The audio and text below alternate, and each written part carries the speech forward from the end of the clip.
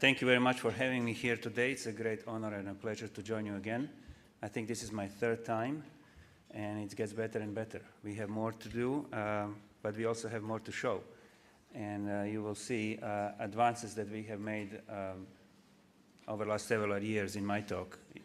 I'd like organizers to accept my gratefulness for inviting me all the time. I think this is one of the major meetings that I would love not to miss, because this is where I get the most reflection on what we actually do in the clinic from the patients themselves. So I like to engage as much as I can, and please ask me any questions. Interrupt me if you don't understand my English, and write down all the questions later on. I'd like to engage and answer them all. So this is going to be really, as it says here, a practical approach to use of JAK inhibitors to understand well, to extent possible, what do they do, and who are the good patients for this therapy, how long the therapy lasts, and other issues for everyday practice. Really not about much of about the future, but let's focus on now. So myelofibrosis, there are a few slides in the beginning just as introductory slides, and maybe some of these slides you have seen before. I apologize for that, but it's always good to repeat. There are always new patients and family members around. So this is a bone marrow slide. You see all these brown or black streaks. These are the cells that we are talking about. These are fibers. Right? These are fibrotic bone marrow that limits the growth of the reddish stuff there. These are the cells, actually. So as you get through the disease process, this brown takes over more and more, and this is fibrosis that we talk about. Body reacts to the presence of fibrosis in the bone marrow in an unusual way, and you get a big spleen in about 80 to 90% of the patients. And this would be probably about 20 size, the normal size of the spleen that you can usually feel. This one is obvious from the door. You don't need to measure it. About 40% of the patients will have a very big liver as well. This is a slide of the blood, and these are somehow pale cells. And indeed, most of the patients develop anemia. About a third of the patients will become transfusion dependent significantly. And then what else you see in the blood is these funny cells that you don't usually see in blood. These are cells that come from the bone marrow. These are blasts, metamyelocytes, promyelocytes, all these funny names that describe the types of cells that we see usually in bone marrow. But we think in a simple way that because of fibrosis, they are pushed out into the blood, and you see bone marrow cells in the blood. And we always worry about these blasts. These are baby cells that nobody likes to have very high number, because if they go above 20%, either in blood or bone marrow, then we say the patient has transformed to acute leukemia, and it's more aggressive. So this is why we look at that as well. Only about the 15 to 20% of the patients will transform to acute leukemia. Most of the other patients will suffer from the disease itself and will have a shorter life expectancy than normal. Unfortunately, average life expectancy for the patients with myelofibrosis is about 5 to 7 years. Looking back, we were able in our databases to find prognostic factors that would tell us semi-intelligently, in a way, what would be projected survival of the patients at the time of diagnosis. I always say this is something from the past. It doesn't apply anymore, but we have to prove it doesn't. It's still in use, and it's a valid tool to assess the risk of early death, untimely death of the patients, based on 5 factors, as you can see listed on the left side. Obviously, age is one. Others are related to the blood findings, but one that I like to point out is constitutional symptoms. This is one of the rare diseases where the presence of constitutional symptoms. What are the constitutional symptoms? These are bone aches and pains, itching, sweating, weight loss, low-grade fevers. So systemic symptoms from the disease are present. They are bad prognostic factors. For example, you would have a patient that have none of these factors. That is a low-risk patient, and on the graph, that would be the curve most to the right, the longest survival, about 11 years. Let's say you have a patient who is 60 years of age, have a relatively good counts, no anemia, leukocytosis is not present, no blast, but has a bad night sweating and weight loss. Because of these constitutional symptoms, the patient's survival is shorter for 3 years. This would be intermediate 1 group. right there, 8 years instead of 11. So I point out these constitutional symptoms as a significant factor, not just in affecting the quality of life of the patients, but also affecting the survival of the patients. It's one of the prognostic factors. We use this system mostly in a clinic to assess the risk of early death and refer a patient to a transplant, which is the only way to eliminate disease that we know of and cure patients. And usually patients with high risk that have a survival of about 2 years and intermediate 2 risk, about a 4-year survival, are those referred for a transplant. We'll talk about intermediate 1 a lot, but patients that are low risk, don't have even symptoms, and are younger, we usually don't send for the transplant. So in the clinic, usually, when you ask the doctors, when do you treat the patients? What is the reason to treat the patient with myelofibrosis? You cannot eliminate disease. These are the usual answers. Why would I initiate the therapy? And you see there are a number of reasons, but the most striking ones are 3. The most common is enlargement of the spleen or the liver. And number 2 would be significant anemia. And number 3 would be those constitutional symptoms. And usually we engage in a therapy with medications to counteract those 3. And every patient is a little bit different, has a different significant anemia or a significant size of the spleen or significant constitutional symptoms, and we try to do the best we can. When you ask the patients, this is what the patient tells you. This is work of my good friend Ruben Mesa in Scottsdale. He has done a number of good studies to assess the symptomatic burden. How bad is actually the quality of life of patients with myelofibrosis, how bad it can become. And the patients, you see, has a significant impact in multiple areas. These are all listed here on the left side in a high proportion of the patients, and he often says that patients with advanced myelofibrosis have a bad quality of life as the patients with the metastatic cancer of a lung or pancreas or other solid tumors, because it's really over time affecting patients very much. Now, to put a face to a graph, I show some photos, and I have quite a few photos in my presentation. I hope you are not offended, but they really provide you with the real picture of what I'm saying. This is one of my patients. That was 6 years ago, as you see. Slightly enlarged spleen, traveling around, enjoying life, but the disease does progress, and it does take a toll on the body. And this is what you would see with advanced phase when patients really lose weight, unable to walk much, and suffer from the symptoms, blood cell count, and enlarged spleen. Now, can we do something about it? This is in the past. And I say, yes, we can. This is the same patient, just recently in a follow-up. Sorry, I don't have a whole body, but you can actually, I think you can picture it. We can make a difference.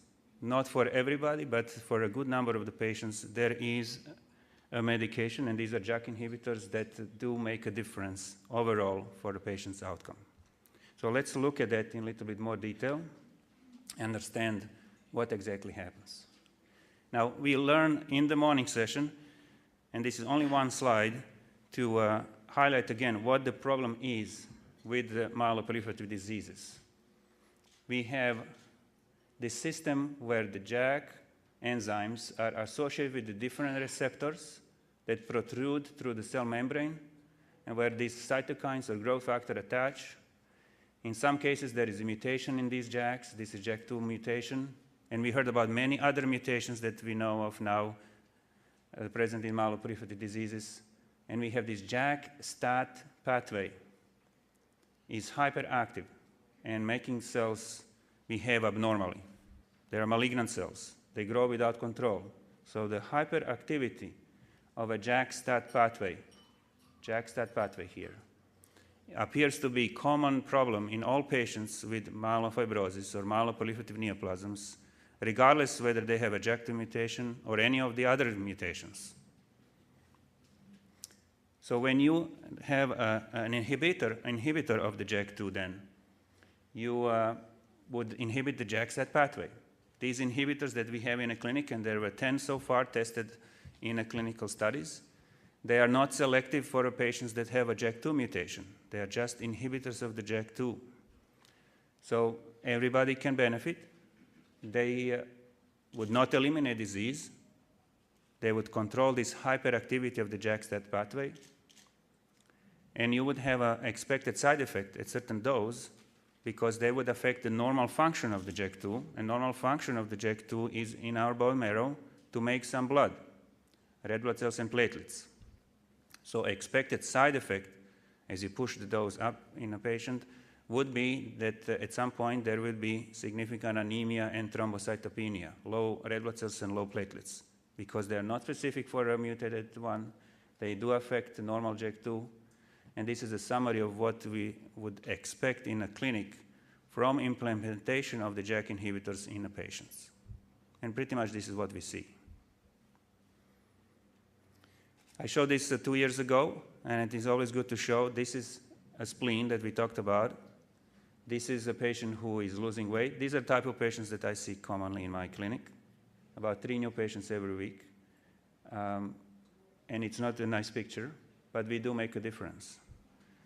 And this effect, it happens fast. The maximum benefit in shrinking the spleen is between 2 and 3 months.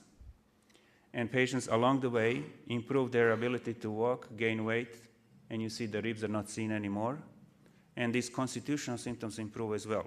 And I'll show you more on that aspect. So this was a study that I think is very important to understand when we talk about the benefits of the JAK inhibitors. Ruxolitinib is the one that has been approved now for 2 years, and it was compared to whatever the doctor wanted to do, best available therapy, any therapy that we have in a clinic to treat myelofibrosis patients.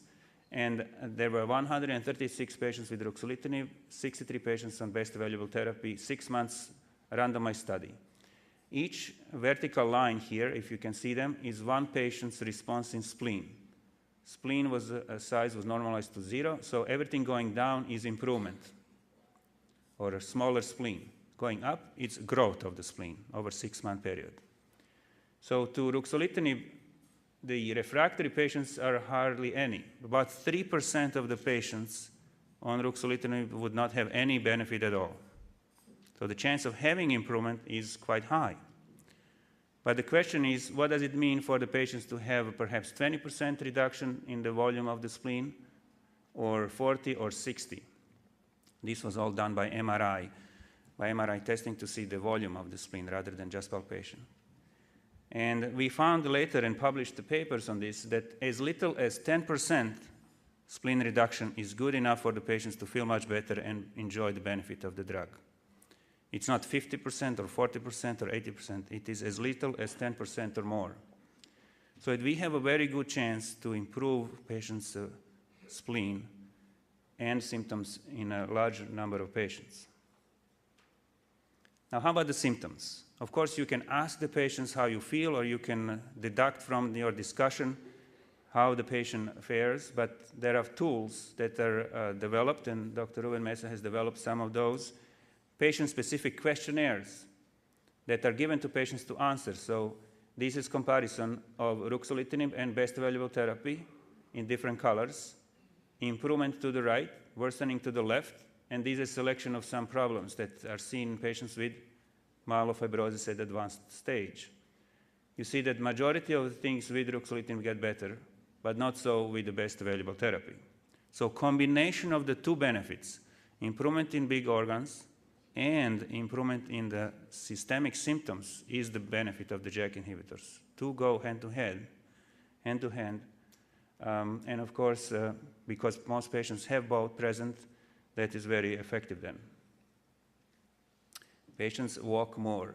First, we found out that patients walk less than normal people of the same age that are healthy otherwise. This is a 6-minute walk test, very simple test. You ask the patients to walk for 6 minutes, and then you measure the distance. And we found first that the patients walk less than normal people of the same age that are healthy. And then on therapy, patients walk after 1 month, they walk 34 meters more. And you see after 6 months, they walk 71 meters more than at the start. Basically, people regain ability to walk like healthy people. and they gain weight. And for most of the people, because they have lost weight, these are studies that were done in patients that lost a lot of weight already, this is very beneficial. So if you put these graphs again together in a person, I showed this last time. Many of you probably were here 2 years ago. This is Bob. He was actually in the public last time, and we had the pleasure of him standing up and giving us a few jokes how he recovered. So this is when he was in my clinic first time. You see, April 2008. He was in a wheelchair like the other patients so far. This was the picture I showed the last time. This was 2 weeks ago. He is actually in Japan right now. Yeah, he is not with us. I asked him whether he would be here, but he flew to Japan. He has a granddaughter just born. So he is enjoying his life. And again, we can make a difference. So I think this represents what I was showing on the graphs very well. Now, is this the drug only for patients that have a big spleen? No, it's not at all. The big spleen is present in majority of the patients. And of course, it would reduce the spleen, so it's good for those patients. But what about patients that don't have a big spleen and don't feel well? There are patients like that, losing weight, have fatigue, unable to walk, night sweating.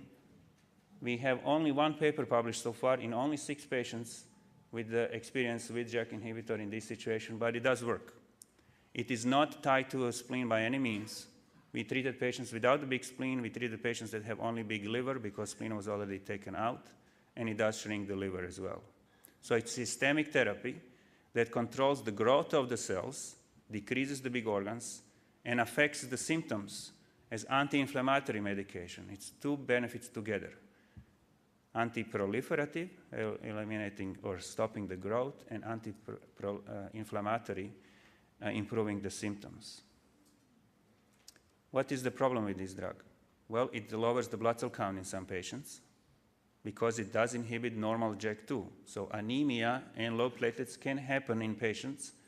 And we doctors like to grade everything, so we say grade 3 or 4. These are clinically relevant, meaning the patients usually need transfusions. And it happens in about 40% of the patients within first 6 months that have anemia, and about 12% of the patients or 13% of the patients that have a thrombocytopenia. This was compared to the placebo, and indeed there is a difference. So there is a chance of worsening anemia and worsening thrombocytopenia in patients. Is the presence of anemia a contraindication to use of JAK inhibitors? It's not. One just needs to know what to do with the dose.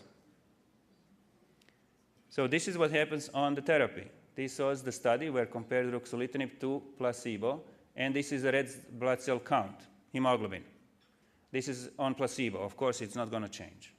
This is on ruxolitinib. It does go down, but then it goes up. Within 6 months, it's up. It's not as high as it was, but it's up higher than it was here during the first 6 months. Why is it going up? This is another look at the transfusion requirement. This is placebo patients requiring transfusions. About 25–30% of the patients on placebo needed transfusions. You see on ruxolitinib there is increase in requirement for transfusions, but it does go down to a placebo level by 6 months. Why is this happening? Because we adjust the dose. It's about finding the dose for each individual that works the best. Development of anemia does not affect the response to ruxolitinib. I have seen too many patients where the therapy is stopped because there is a degree of anemia, and we are afraid of lowering the count. That should not be the cause for stopping the therapy. There should be attempt to modify the dose and find the dose that works best for the patient. So this is a spleen response versus placebo. Placebo is in blue, ruxolitinib was in green. Patients did develop anemia, and patients did not develop anemia because ruxolitinib have the same response. Anemia does not compromise the benefit. The same with symptoms. This is improvement in the symptoms on Ruxolitinib versus placebo. Patients with anemia or without anemia have the same improvement in the symptoms. People always connect the anemia with fatigue. It doesn't appear to be the case here because patients with or without anemia have the same improvement in the blood cell count. In fact, there are a number of patients that occasionally may need transfusions but are maintained on a JAK inhibitor for all the benefits they gain in reducing the spleen, improving the weight, ability to walk. So you balance these risks and benefits in each individual and make the best you can with the list of the harm. Now, because of the dose adjustments, then what do we end up with after 6 months of therapy? This is after 24 weeks of therapy with Ruxolitinib, about 150 patients. These are the doses that the patients are. There are standard starting doses in the instructions for the doctors, how to start. And this is what the patients end up with. This is percent improvement. See, 10 milligrams, 50 milligrams, 20 milligrams, and 25 milligrams twice a day. BID means twice a day.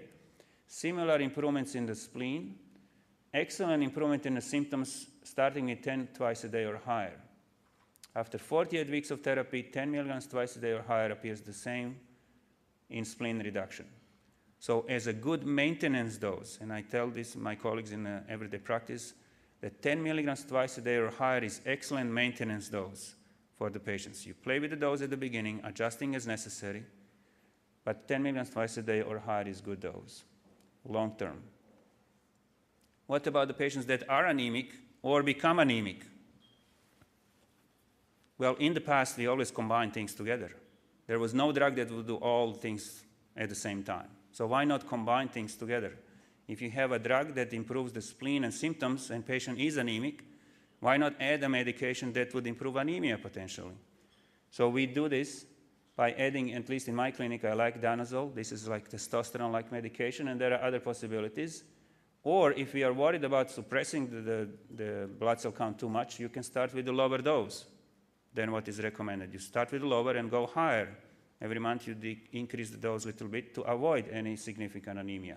So starting with 5 milligrams twice a day. The same applies to patients with low platelets. What happens if you stop the therapy? These are the symptoms of the patients. They were all normalized to 0 at the beginning. Improvement in the symptoms was between 25 and 35% feeling better. When you stop therapy, the symptoms come back to baseline within 7 days. And I know a number of patients here in audience that I talk to, and they know that they will feel bad within 7 to 10 days again, as they felt at the beginning. The symptoms come back, so this drug really needs to be taken all the time. One of the major problems in the community right now is that the doctors, when you see suppression of the blood cell count, they tell the patients to stop the therapy. I'll see you in 2 weeks. We'll start again with a lower dose. In 2 weeks, the patient has all the symptoms back. You start with a lower dose, it doesn't work as well. Dose modifications, that's the way to go. Proactive modifications during first 2 or 3 months where everything happens. Then you find the best dose and keep the patients for long-term benefit. Is there a harm in patients' life when you stop the therapy? This is so-called withdrawal syndrome, which has been mentioned in a couple of papers so far, as the patients actually get worse than they were at the beginning. Usually that means that patients actually get to the baseline quickly and they feel bad, and you don't want this to happen. There are only 2 papers that showed about 6 cases where the patients actually got worse than they were at the baseline, among 10,000 patients that have been treated with JAK inhibitors so far. So what do you do about this interruption? If you need to interrupt, I would usually advise taper the medication off. Don't just stop cold turkey in a patient who has excellent response, because this excellent response will be lost. In 7 to 10 days, people will feel bad. Or use some prednisone, steroids, that counteract the return of the symptoms pretty well. These are little bit tricks of trade in everyday practice that make a lot of difference for individual who is in the hands of the doctor in the community. What I usually like to say is the last 2 bullets. In the blinded study between the Ruxolitinib and placebo, the number of patients that stopped the therapy because of the side effects were the same. By and large, these medications are pretty good. They do what they are supposed to be doing. You manage the side effects that are usually mild by those adjustments. It's really unnecessary to discontinue early on unless there is serious problem, which is rare. Now, are there any other benefits? This is something that is coming along, and you will see this with other JAK inhibitors as well. This is a comparison observational study between patients that were treated with ruxolitinib versus hydroxyurea, a chemotherapy that is commonly given to patients with enlarged spleen. After 48 months of therapy, not a randomized study, just two different groups of patients on two different continents, actually looking at the fibrosis in the bone marrow. Most of the patients after 48 months had stable bone marrow fibrosis. A quarter of the patients on ruxolitinib had worsening. 80% on Hydrea had a worsening, but there were 22% of the patients on ruxolitinib that had some improvement in fibrosis. How do I explain that? I don't think this is really clinically relevant. I think it's just because we are controlling the signs and symptoms of the disease very well. And you have some improvements in the bone marrow fibrosis over time. Nobody has shown that this is clinically relevant, that we need to do any bone marrow biopsies over time or things like that. It's exploratory observation that we have made so far. So not for everyday practice. So the final question is then, can JAK inhibitors prolong life of patients with myelofibrosis? And there are curves that I can show you between patients that were treated with nothing and the JAK inhibitors or some best available therapy and JAK2 inhibitors, and there is always a lot of discussion. Therefore, there is a patient of mine who gave me these pictures to show you, and some of you may have seen this. And you see the date. The patient was brought to me from Oklahoma on the way to hospice with 78 pounds total weight, unable to walk, very big organs, pretty good counts, projected survival from the local doctor about 3 months.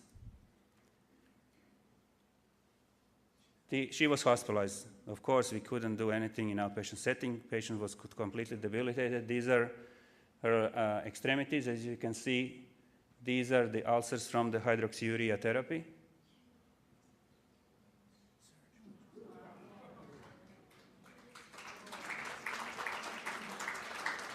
So there are patients, certainly, that we can change the outcome of the patients. And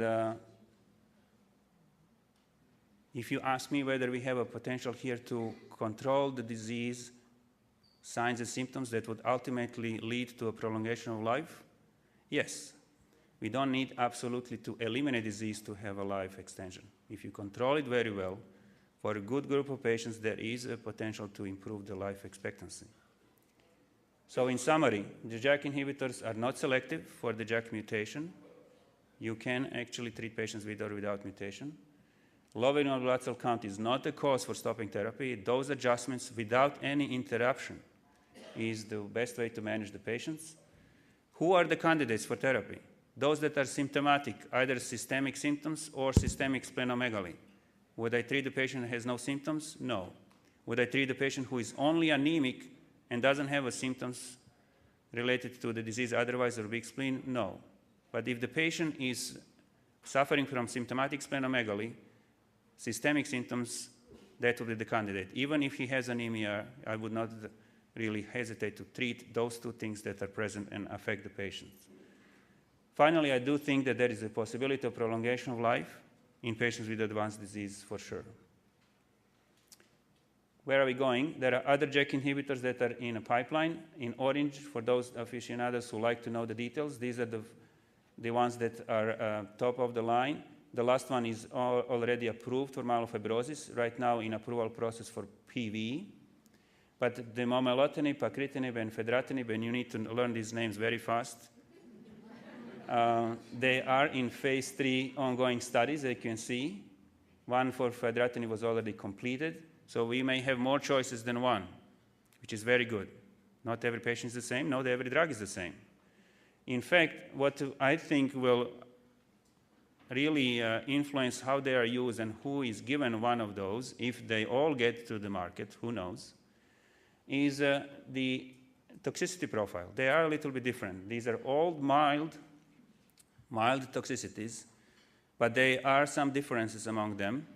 They're easy to handle by adjusting the dose, like we said for anemia or platelets, or giving supportive medications for the nausea or diarrhea that comes with these two. So this may affect their real utility, because by and large their bottom line is similar. Where are we going? We want to improve the benefits seen. We want to bring additional benefits. We want to reduce the side effects. And most importantly is we want to improve the stem cell transplant success. There are already papers in press where the patients who were very sick, with big spleen, poor quality of life, unable to walk, given the JAK inhibitors for 3 months, you turn them around, patients gain weight, walk more, the spleen is smaller, symptoms are gone. Now they are transplant candidates, and the transplant can be done. So I think this will have a major impact on our ability to do good transplants in these patients and actually cure them. So that's the ultimate goal. I thank you very much for your attention.